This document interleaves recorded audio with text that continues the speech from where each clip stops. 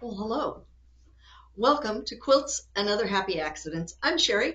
We're in the sewing room, and today I have a really interesting project to show you. Video. So, yes, I do volunteer work at the Sewing Lab. It's a great organization. And the people that had donated the box of the box of fabric that I went through had donated batiks, which are a really favorite of mine. But a lot of the pieces were kind of small-ish, maybe an inch and a half, some even as small as an inch. Some of them got to 2 inches, but most of them were an inch, inch and a half. And I was looking at it thinking, oh my gosh, that would make a wonderful string quilt. Now, I'm not really big on string piecing, but as I mentioned to the officer, they gave me permission to bring a bag of this home. And as I was driving home, I was like, wait a minute. I have a drawer full of flannel and batting left over from other quilts years back. So when I got home, I was really excited about this new idea.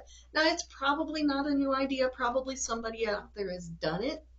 But what I've done is I've decided to merge a quilt as you go idea with string piecing. Let me bring you along. So I got out my quilt fabric, and I've got several different styles and colors and whatever, but it goes on the back, and it's flannel. It's really warm. So I decided, since I have to make a quilt that's like 65 by 85, something along those lines, and based on the size of the fabric that I had, that I would cut 7.5-inch blocks so that they finish at 7 inches. And then I cut the batting, again, 7.5 inches. Now, I ran into some challenges on cutting the batting and even the flannel. And the first is, wow, does it mess up your cutting mat and dulls the rotary cutter so fast. I couldn't believe it. So I'm probably going to do a video about that. But that was problem number one, was the wear and tear on the mat and the rotary cutter. Now the good news is I didn't have to cut strips. I already had strips. Bad news is they're all different widths and they're not even parallel. Look how this is wider at one end than at the other. So I had to really kind of think about, am I going to cut these strips so they're all the same? Am I going to trim them so they're even? And then, no, I am not doing that, because I know that this will work even if the strips are uneven. So I decided to just keep them the way they are.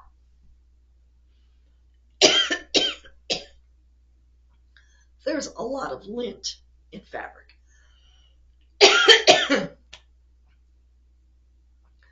Which brings me to the second problem, is there's just a lot of dust in here today.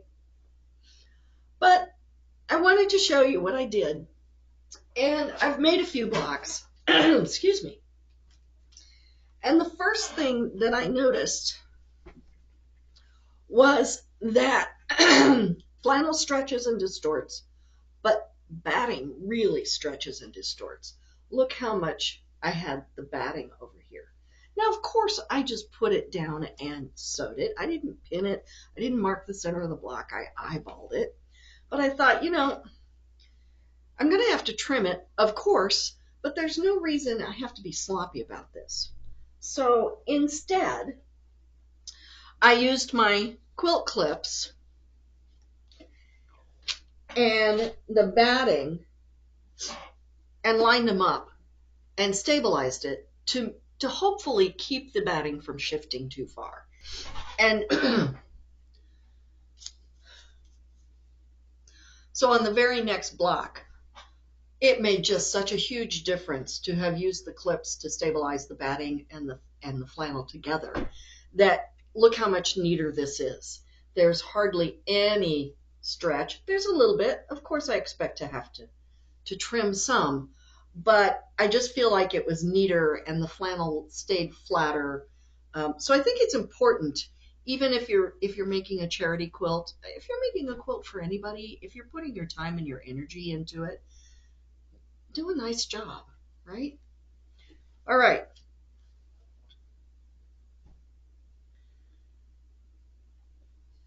I'm going to change my camera angle and I'm going to show you how to put this together and talk about some of my other challenges.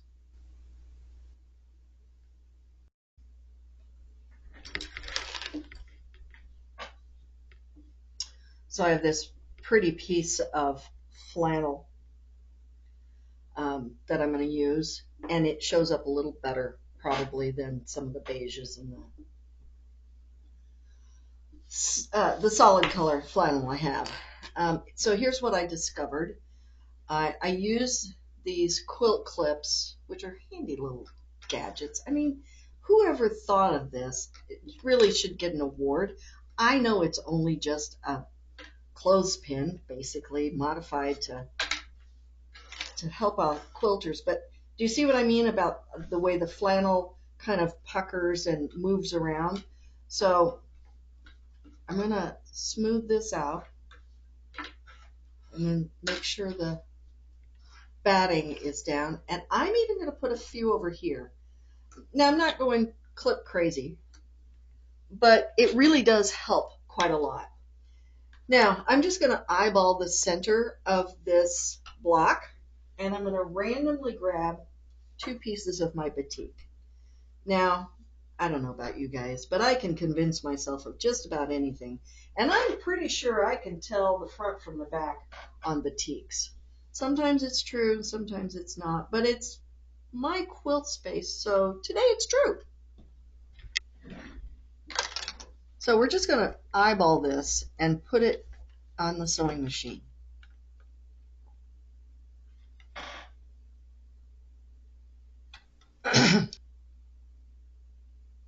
So a couple of other things that I discovered early on making these blocks is I changed out my needle so that I'm using a heavier needle just like when I'm quilting because, well, I am quilting and I'm going through so many layers I need a heavier needle. I also switched and put my walking foot on. This has helped smooth things out and make it work much, much easier. Now, I'm sure you can hear me. There's a lot of dust in this room because of the flannel and the batting. So, keep a bottle of water nearby. Like I said,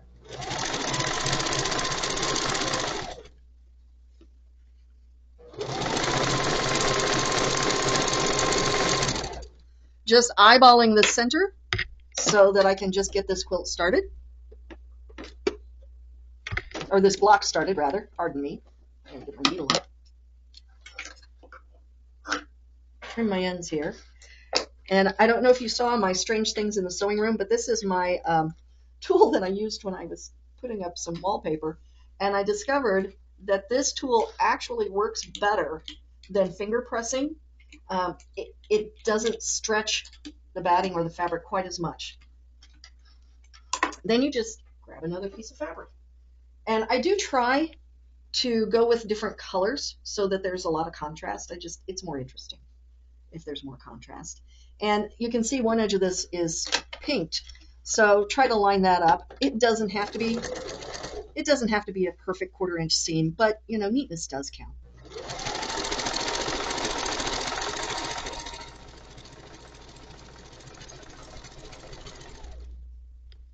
Like I said, this is basically string piecing, except I'm doing it on fabric and batting. Now, see this little piece? Actually, I have a pile of these because a lot of times by the time I get to the end, I just need a tiny piece to finish the corner. I don't want to necessarily have to use a big piece. Just flatten that down a little bit. I'm going to put my clip back on just because I can. Let's find another piece of fabric. Ooh, this is fun. Yeah. I'm just going to go back and forth like this until I get to the corners and trim each end as I go.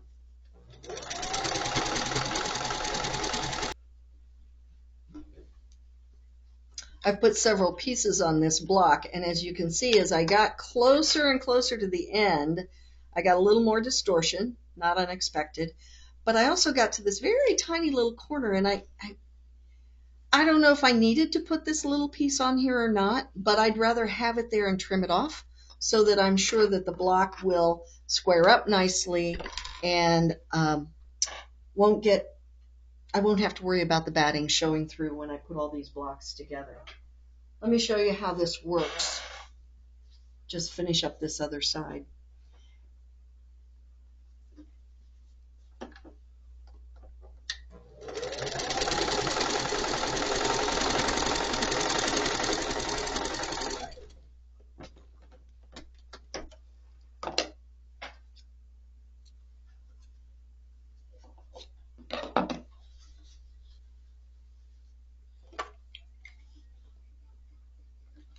And I've got a similar problem right here.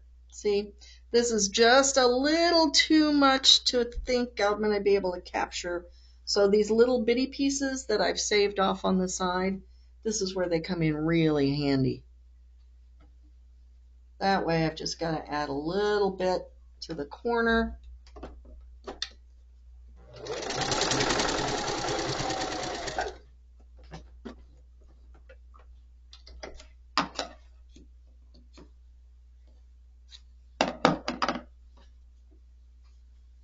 But then when I finger press it up, it's definitely going to capture that corner without any difficulty at all.